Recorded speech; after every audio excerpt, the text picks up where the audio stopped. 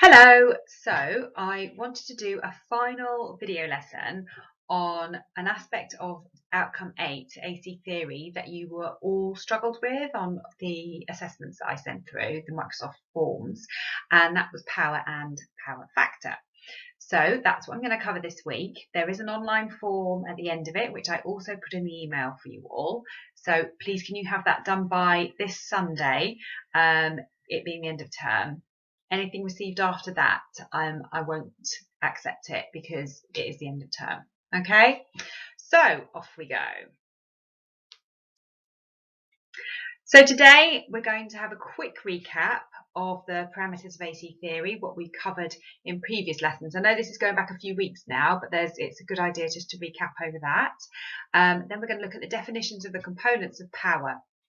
There are three components of power.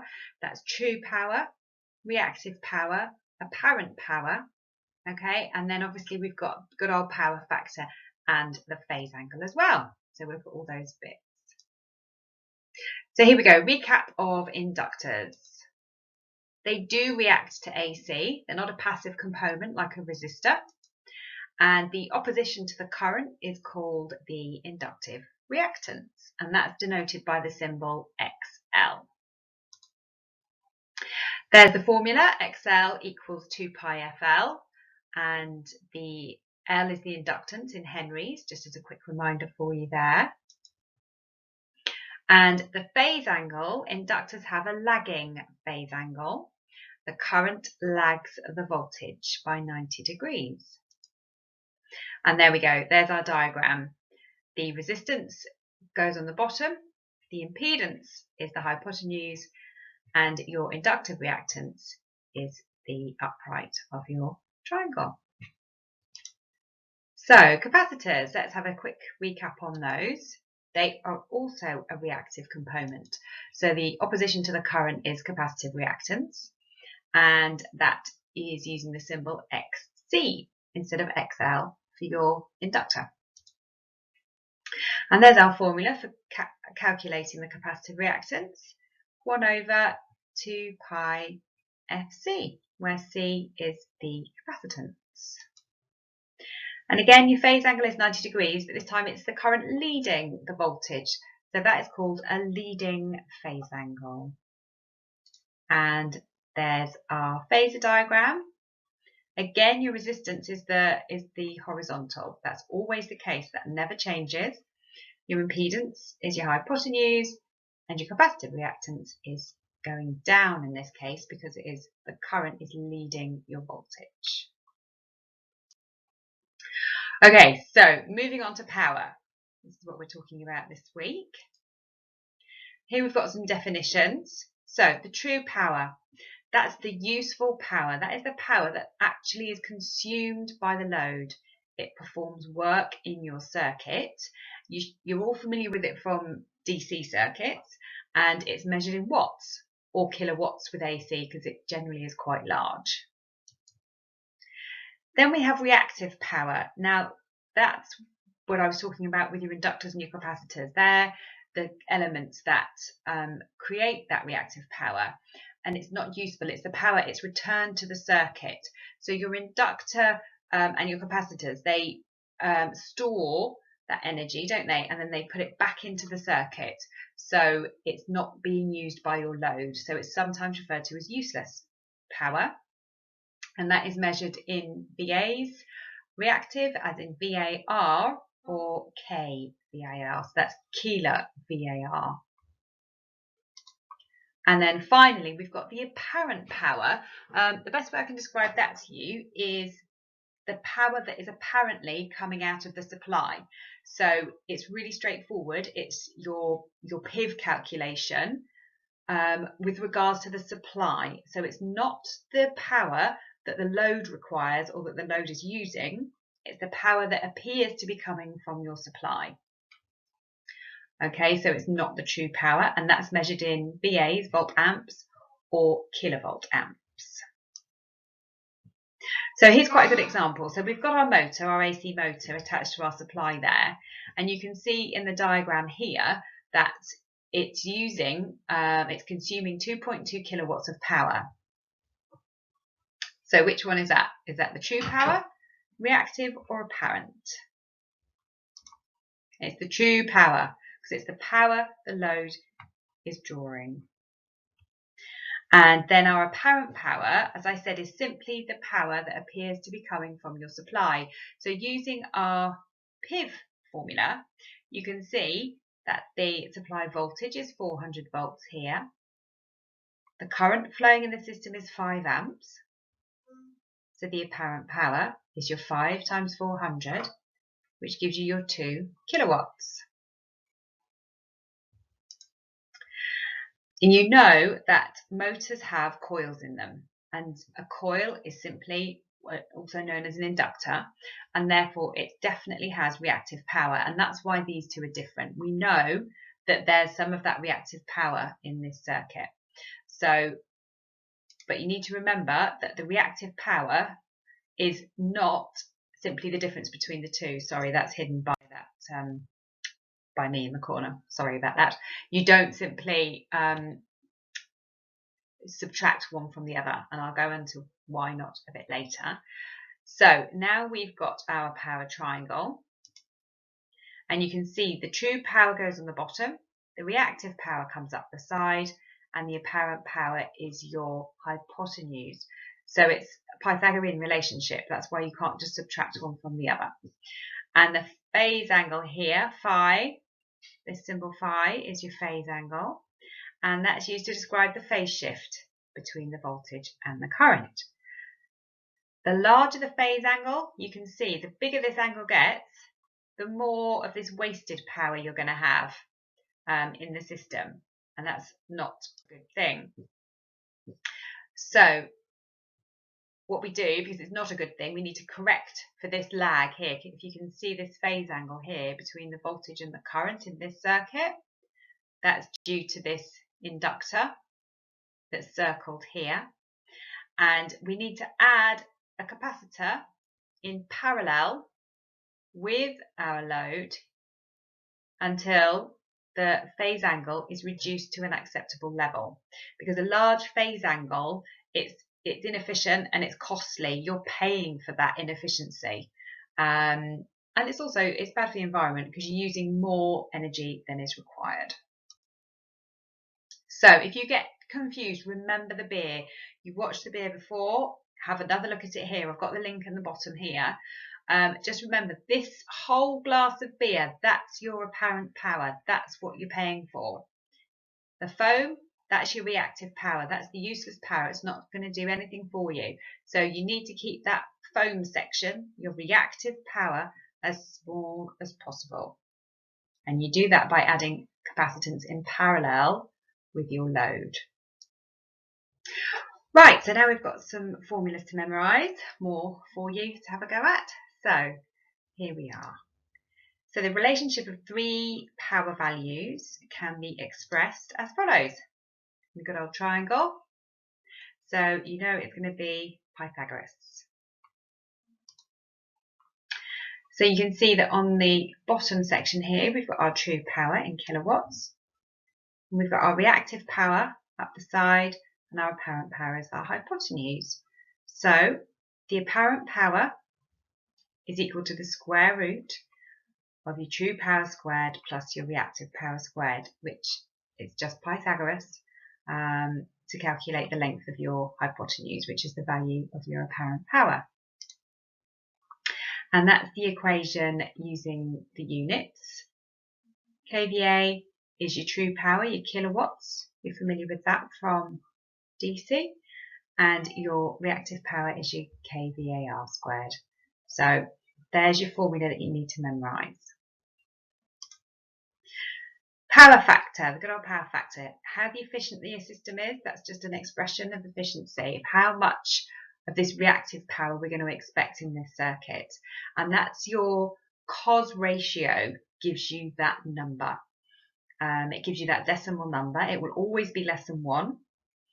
And the true power is your adjacent, and the apparent power is your hypotenuse. And it's your relationship is the cos of this angle. So it's the adjacent, the true power, divided by the hypotenuse, which is the apparent power.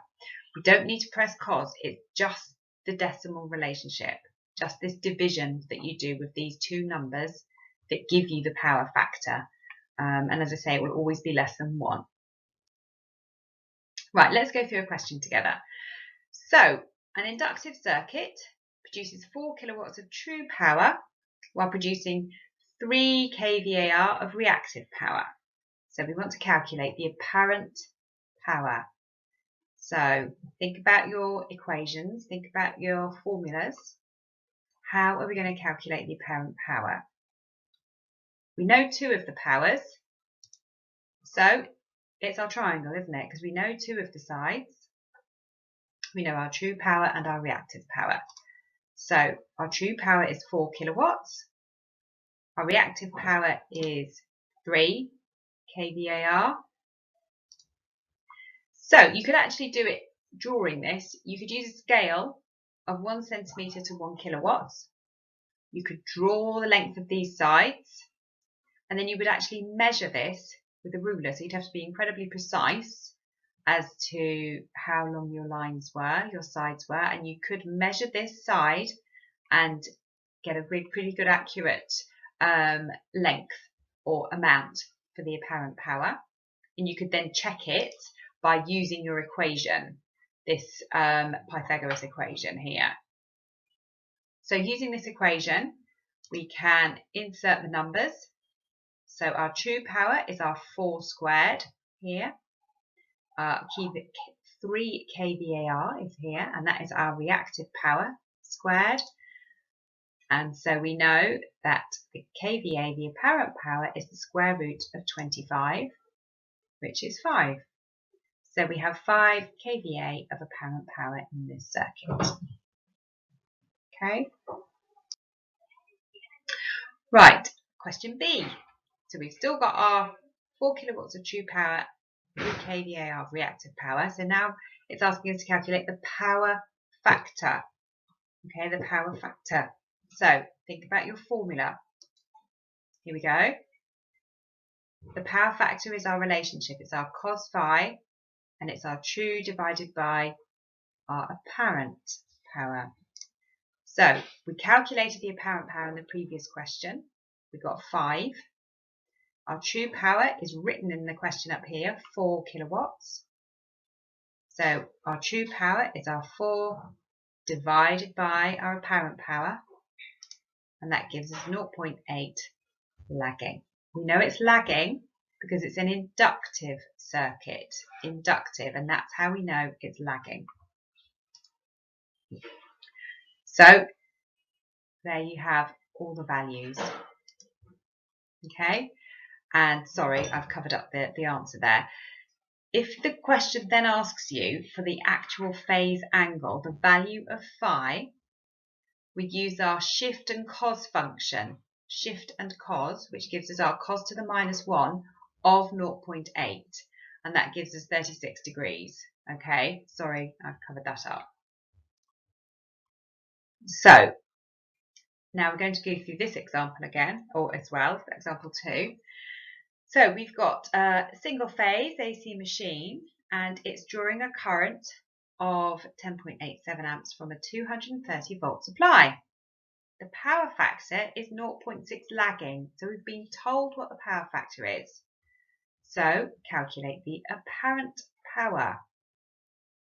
So apparent power is the straightforward one. It's just the current by your supply voltage. Okay, so that's our 10.87 times our 230. That's the power that is apparently in the circuit from your supply. And that gives us this 2500.1 VA. Excuse me. This then needs to be converted into kVA, and we do this by dividing by 1,000. Okay, because it's kilo, and that's 3 zeros. So you move your decimal point 3 places to the left, and then the theory is you're dividing that by 1,000. So that gives you 2.5 kVA. So now we want the true power, and we're given a power factor of 0.6. And this is an expression of how efficient the system is.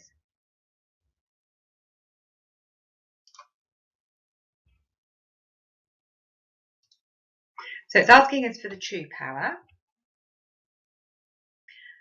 We worked out, or we had the apparent power is 2.5. We worked out that from our previous question.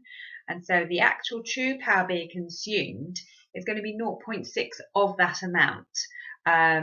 Like I say, this is an expression of how efficient the system is. So we know that some of it is lost to reactive power. So to work that out, we use our power factor of 0.6 and we multiply it by the apparent power. And that tells us that the true power is 1.5 kilowatts, that our load is actually consuming that power in the circuit. So we can check that using our formula, cos phi. We know that cos phi is 0.6. We've been given that, and so we can do 1.5 for the true power here, divided by our 2.5, which will be our kVA, and that relationship should give us 0.6, which it does. If you do that on a calculator, you'll see that's true. Okay, so the final part of the question is it's asking for the reactive power. So the reactive power, remember, that's the foamy bit on your beer, that's the useless power, the power that's returned to the circuit.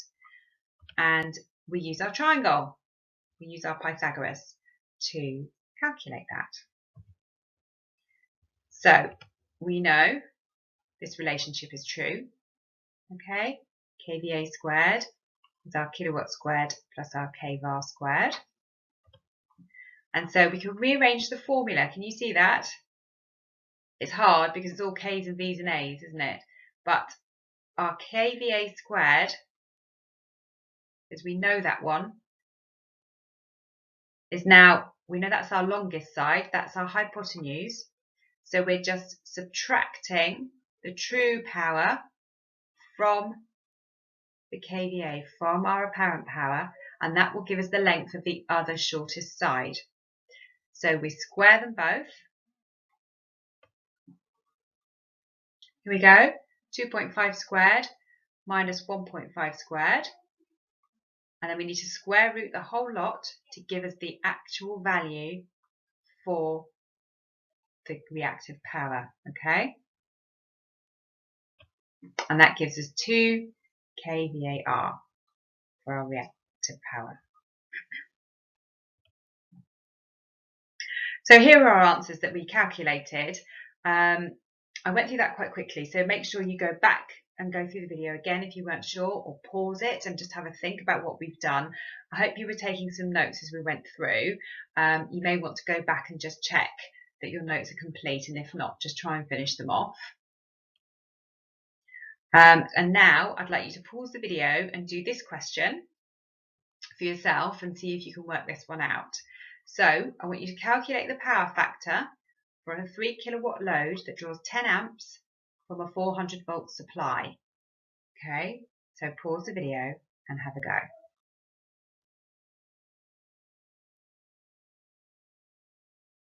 Okay, the answer is 0.75, and I've put the workings here for you to have a look at. We worked out the kilowatts is 3, the kVA,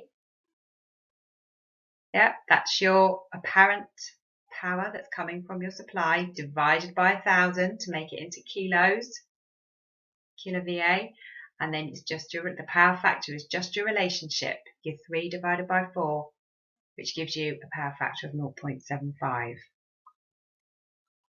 Okay, moving on.